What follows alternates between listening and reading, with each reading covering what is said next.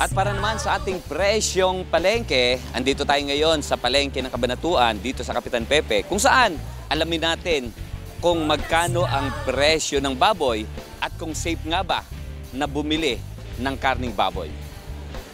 Walang pangamba si Aling Cherry Garcia sa pagbili ng karning baboy kahit pumutok na ang maraming balita tungkol sa outbreak ng African Swine Fever, lalo na sa ilang bahagi ng bansa, partikular na ang pagdeklara ng state of calamity sa probinsya ng Batangas dahil sa ASF. Depende sa binibili mong karne yun, makikita mo kung maganda yung karne. Ngayon kung maganda yung karne, sariwang ganito, pwede kang kumain. Pag nakita mo naman hindi maganda, ano ka pa, syempre, ikaw mamimili, ang hahanapin mo yung magandang klaseng karne na alam mong kung makakasama naman sa katawan mo, ba't bibili kayo kung pangit yung karne, di ba?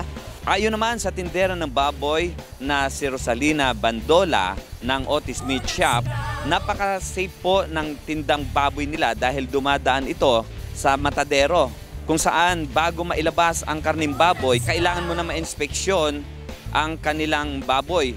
Meron itong tinatawag na Certificate of Meat Inspection, kaya makikita mo na mayroong tatak na katunayan na safe ang baboy na inilalabas sa matadero. Abe, kung sa pagka-safe, safe talaga yung baboy namin kasi dumadaan ng matadero, so na-inspect yung baboy namin. So hindi kami apektado ng ASF na may sakit na baboy o ano pa man. Dahil nagdadaan nga sa matadero. Kaya naigo ko namin sa customer namin na huwag silang matakot bumili dito sa palengke dahil talagang na-check yung baboy namin. Pero ganoon pa man, naging matumal kami. Bakit? Kasi nga, sa ngayon, so di ba Robert ang may yung sakit-sakit baboy na yan. Ngayon, halos lahat ngayon sa balita na yun, marami nagkakatay o natatakot na yung baboy nila. Nga may sipon yung baboy. Hindi na pwede ipasok sa matadero yun. So, napipilitan silang patayin yung baboy. So ngayon, binibenta nila ngayon sa murang halaga. So sa palagay mo ba, kapag marami nagkakatay sa labas, mabibilang pa kami, tapos mura pa. Sa ngayon, ang presyo ng baboy, ang kanilang liempo ay nasa 370 isang kilo, ang kanilang pork chop ay nasa 360. Sa pigi ay nasa 360, ang kanilang pata ay nasa 320, spare ribs 320, maging yung buntot nasa 320 pesos. Ang kanila ng mga tusino, binabad, barbecue, longganisa, skinless at shanghai ay nasa 360 per kilo.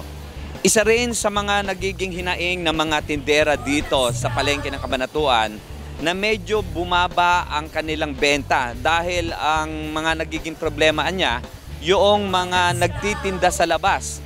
Kaya paalala nila ay kung bibili ang mga mamimili, dapat hanggat maaari dito sila sa palengke mamili. Kasi yung nasa backyard ng mga nagtitinda sa harap ng kanilang bahay, ultimong mga magugulay, ay mga nagtitinda na rin ng baboy. Kaya ang paalala nila na baka mamaya yung mga kinatay na baboy na hindi dumaan doon sa meat inspection ay hindi safe. Kaya yun ang paalala ng mga tindera dito na kung bibili sila ng baboy dito mismo sa palengke. Samantala, tindera ng baboy sa palengke ay pinag-iingat ng Bureau of Animal Industry kasabay ng patuloy pa ring paglala ng kaso ng African Swine Fever. Ipinaalala ng BAI, National ASF Prevention and Control Program, sa mga tindera na dapat ay mga may karning mayroong Meat Inspection Certificate o MIC o Certificate of Meat Inspection o COM lamang ang ibinibenta sa mga consumer. Ayon sa BAI, sa ganitong paraan ay matitiyak na malinis ang karning maibibentan at dumaan sa iba't ibang serye ng pagsusuri mula sa mga government authorities. Ang mga karning walang certificate ayon sa ahensya ay matatawag na hot meat na hindi na dumaan sa akmang pagsusuri. Ang mga magbebenta sa mga ito ay maaaring pagbayarin ng multang 500,000 ayon sa saligang batas. At yan ang ating presyong palengke kasama si Jerome Tiquia at si Jeremy Ramos.